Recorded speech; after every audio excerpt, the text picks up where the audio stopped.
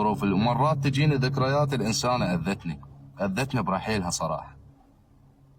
والله وفت رحمة الله على روحها. الله يرحمها. كانت تحبني، يعني إنسانة من المغرب.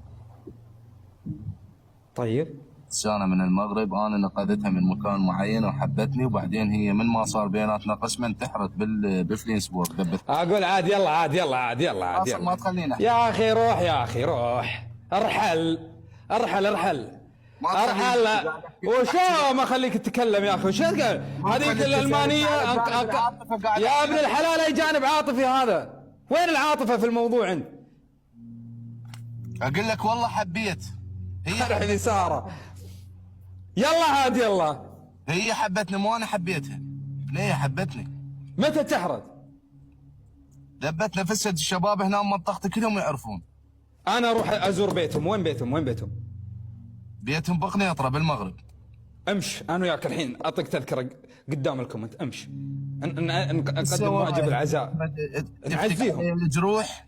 لا بنعزيهم. امشي. تقهرني انا ملتهي قاعد اضحك واسولف، تجي ترجعني ذيك الايام. لا بنعزيهم نقدم الواجب. امشي.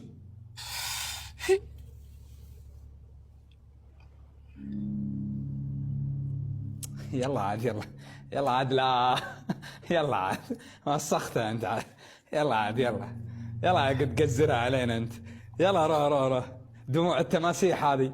يلا يلا يلا.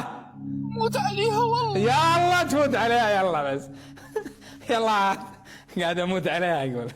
لا تستهزئ بمشاعر واحاسيس. ما انت عليك انت مشاعرك. روح بس روح. وين قاعد صايدنا؟